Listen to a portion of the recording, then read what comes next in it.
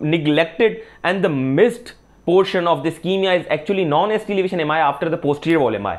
So how to approach the ACS patient, because ACS encompasses all the patients who are actually coming in ER with chest pain. Okay, so up now that ACS would be probable, suspected or definite, but these all would be ACS in the ER. But these patients who are actually coming to you in the ER, in which the most of the time 70% cases would be non-cardiac, only 30% would be cardiac. But in 30% now you have to rule out that are they ischemic, non-ischemic, STEMI. If they are ischemic, then STEMI, non-STEMI or unstable angina. So it's actually an stable angina, because most of the time you are dealing in the ER the patient with the stable like symptoms. Okay, so the stable angina. So the how to approach the patients who are actually coming with the ACS in the ER is the important thing for us. Okay,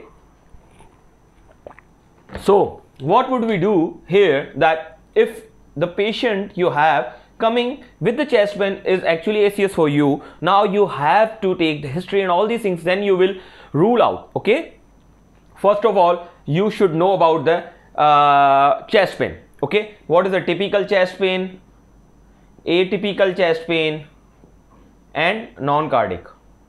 So the typical chest pain is the chest pain who has actually 3 points. What are those 3 points? One is typical in nature, like substernal, okay, above the umbilical, below the chin, above the umbilical, below the chin, you will give the 1 point to it, and this pain would increase with exertion, so again you will give it at 2 points. And if it would decrease or intensity decreases with multiple sublingual nitrates or with the nitrates, it means so that would be the 3rd point. Okay, if your patient has all these 3 characteristics of the chest pain, then most of the time your patient is complaining of the typical chest pain.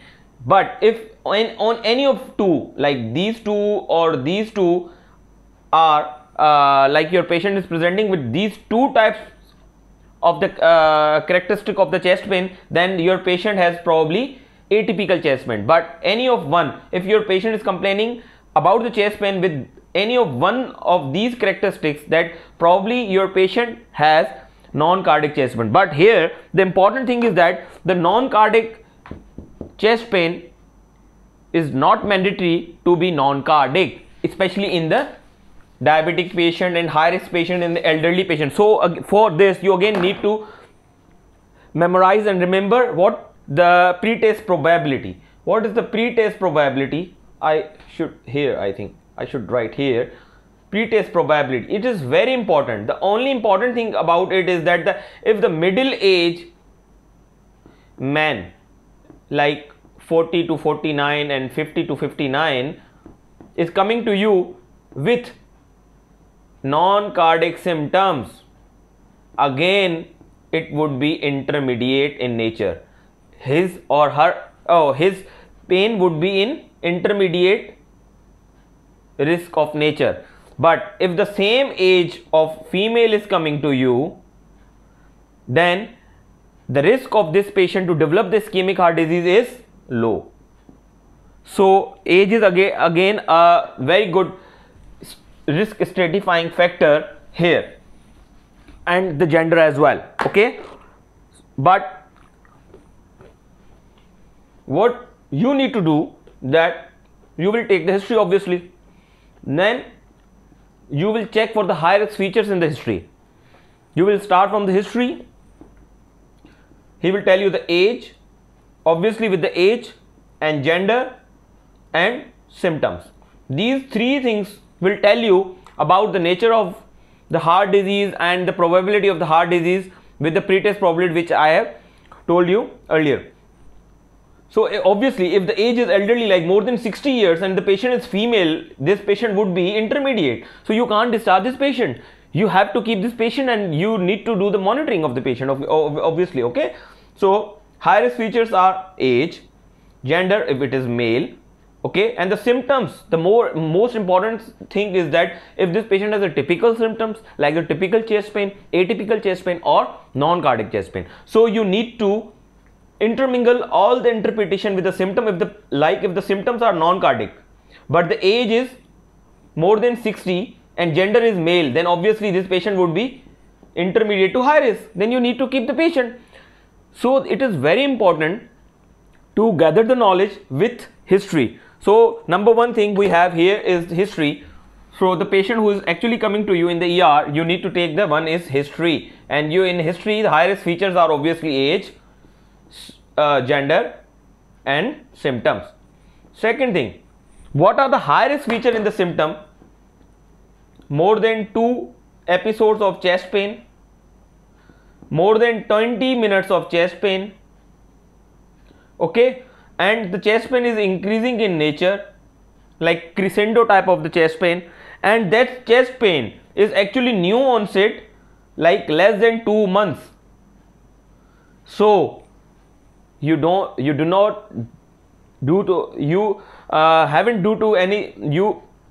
have to do anything for this patient, because this patient already comes in the definition of unstable angina. Got it? For this patient you do not have to do anything, because this patient already comes into unstable angina. You need to take this patient. Now you will apply the risk scoring system for this patient. So see how much history is actually important for your non-ST-ACS, for your ACS patient. Okay, now come to the second thing. What would you do? That high risk clinical exam. You will rule out the other things like the costochondritis, pneumonia, and all these non-cardiac symptoms. Okay, or if he or she has a cardiac history of like Marfan or sort of things, then you obviously you rule out the aortic dissection, or you will rule out the type of the chest pain. If this is more of like ischemic in nature or non-ischemic in nature, okay, then you will come to the obviously examination. What you will do in the examination, obviously you need to check the pulse. If the pulse is more than 100, BP, blood pressure is less than 90, obviously this patient is something going wrong. Then you will check the chest. If this patient is in the pulmonary edema, if you are appreciating the S3 gallop, and if you are appreciating any murmur of MR, so obviously this patient is sliding towards ischemic heart disease, sliding towards ACS. You cannot discharge this patient with all these things, or you cannot send this patient outside from the ER. Now, any other more things?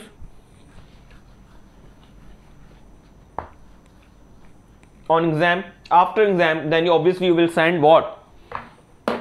Investigations. What you will appreciate on the examination is ECG. If you are getting ECG on more than 0.5 mm ST depressions with AVR elevations, so obviously it shows what? Multivessel disease or left main. Again this patient becomes what? High risk. Then you cannot send this patient. So it is very actually easy if you go systematically, if you go from head to toe. Okay, then after this you will obviously you can do the TROPS as well. After ECG you will go for the blood test. If the blood test TROP is coming positive, obviously there are certain indication to send the TROPS. Which TROP you are actually sending, we have discussed it, that high sensitivity or conventional TROPS. So you will send obviously TROPS accordingly. Okay, after sending TROP you will check the response of the TROP. Is it increasing in pattern or decreasing in pattern? Again it would tell you about what? It would tell you the seriousness of the disease, the seriousness of the plaque. If TROP is in like increasing in more than 2 or 3 times, 5 times or 6 times, so obviously Gusto 2B trial told us that if your patient with the non-ST ACS has the high troponins, okay, very high troponins, then it tells what? It tells three things, that on angiography probably you will find three things. One is the multivessel disease, left main, or thrombus at the plaque site. These three things actually causes what? Raised troponins, highly raised troponins. So if you are getting the highly raised troponin in your patients, it means probably you will get what? You will see the multivessel disease on LSC, left main, and the thrombus at the site of the plaque rupture, at the culprit rupture plaque. Okay, so these things are actually high risk for your patient.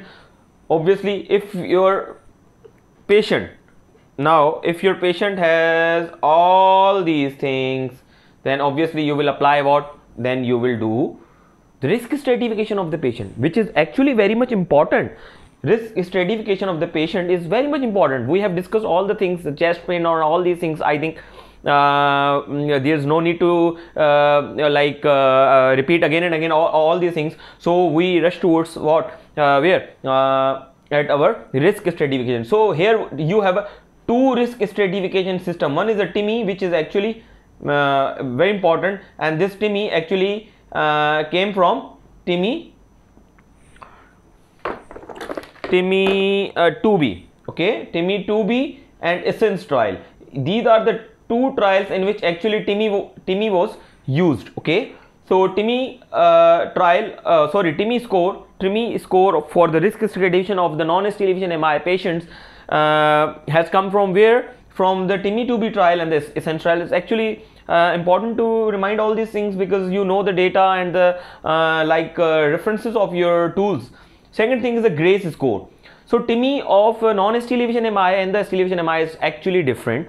Because the risk factors and these two disease and their process are actually different. That's why, and the treatment is also different. So this TIMI of non-ST is obviously different than the TIMI of ST elevation MI. Second thing is we have so one is TIMI and second is GRACE score. Got it? GRACE score. So this GRACE score is same for all ACS. GRACE is same for what? For STEMI, for non-STEMI, and for unstable angina. Got it? So as I told you, there is only one difference between the unstable angina and the non-ST elevation MI is that you will get the leak trop in non-ST elevation MI. Otherwise the treatment and all these things are same for the unstable angina as well as for non-STEMI. So GRACE score. So these two things actually help us to treat our patients. So it is very important to risk stratify your patients from the first medical contact in the triage. Then you will go obviously move here. If you will find the typical chest pain, age and all these things, obviously then your patient will be definitive ACS. But if you are not finding anything but the age and only risk factor, then this would be probable. But if you are getting to more things but not the definitive any investigation or any evidence to say it as a non-ST elevation MI, then this will be suspected. But anytime probable would be definitive and suspected would be definitive. So you have to do ECG monitoring, serial TROP, serial ECGs, okay, to look the changes in the ECGs. And if you are getting the dynamic changes of the ECGs, it means this patient has a ongoing ischemia, because that is the only thing which actually gives you what? Dynamic changes. Because any other disease or any other morbidity with the heart cannot give you the dynamic changes in the ECG. So here now you have diagnosed your patient with, now you have ACS and you have to distribute your patient and risk stratify your patients into 4 groups. One is very high risk,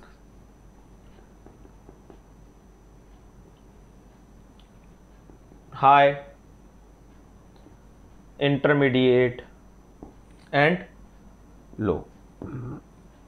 So accordingly you will do the strategies and you will apply and you will treat your patients accordingly, because ACs is a big term actually. You cannot send all the patients in the cath lab for the left heart cath. Okay, so you need to risk stratify the patient, which patient actually deserves left heart cath, because you are like receiving and like you are seeing a lot of patients, like thousands of patients in your cardiac emergency. You cannot send all of them. You need to rule out them. You need to risk stratify them into certain groups. So the high risk group, very high risk group, is are actually ongoing ischemia, ongoing chest pain,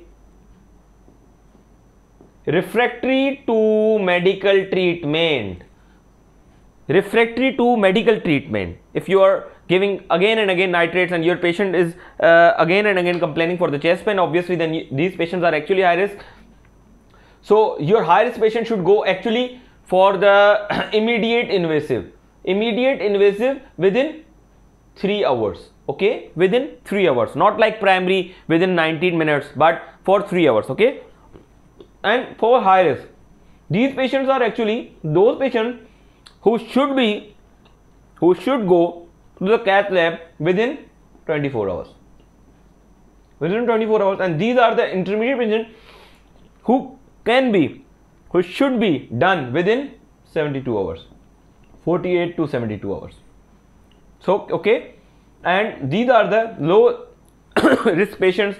So these patients shouldn't be gone to the cath lab, but these patients should send to send to non-invasive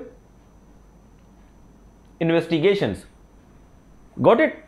So these are the immediate invasive patients, these are the early invasive patients, and these are the delayed invasive patients. Now we will discuss it later on, that what are the things which actually make these patients to be in these groups. Okay, so delayed invasive and low risk patients. Okay, these are the ischemia guided group. This is the delayed invasive group, early invasive group, and immediate invasive group. Okay, so the patient who has ongoing chest pain, persistent chest pain, irrespective of refractory to medical therapy, obviously the high risk, VT and VF.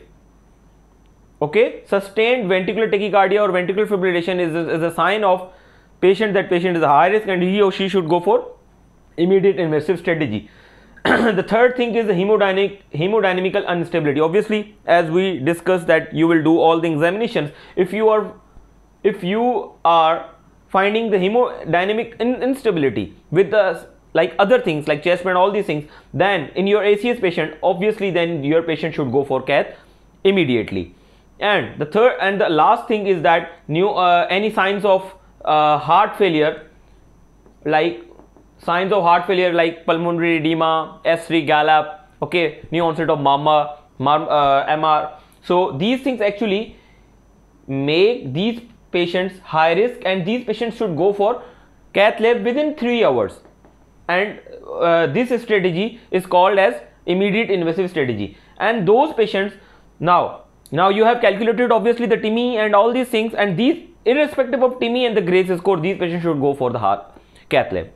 But now here the role of TIMI and Grace comes. If in the high risk patient, if your Grace is more than 140 and TIMI is more than 2, then these patients should go for early invasive. In these patients, obviously the highly trop release with the ECG changes, and these patients also should go for for the early invasive strategy, and these patients should be done within 24 hours, and this strategy called as early invasive strategy. But delayed invasive patients are those who have a history of prior PCI, cabbage, signs of heart failures but no trop leak, okay, or less distressed. These patients would be in less distress, would not be hemodynamical unstable. So these patients can wait till 70 hours, or CKD. So in these patients you can wait, you have to wait till their symptoms subsides and till their or the multi-comorbid patient but those multi-comorps in which you are actually assuming that these patients should go for the invasive strategy rather medical therapy. Okay, because most of the time if you are these non-STEMI diseases are this non-STEMI disease actually occurs in elderly population, in multi-comorps patients. So most of the time 50% of the patient would not deserve these invasive strategies but the medical therapy. So you need to keep these things in your mind, that actually are the patient deserving to go for the cath lab or not. And the last but not the least, you have those patients who have like Grace would be less than 109 and Timmy would be less than 2, like 1 or less than 1. Okay, less than 1. So these patients should go for where? These patients should go for the any non-invasive investigation like CT, multi-detector CT scan or anything like stress testing. If on non-invasive investigation they would have high risk features, then again they will go for this thing, go for the early invasive. They should go for the cath lab if they would give high risk features on non-invasive investigations. Okay, so this is actually excuse me, how we approach our patients in non-ST elevation MI. Okay,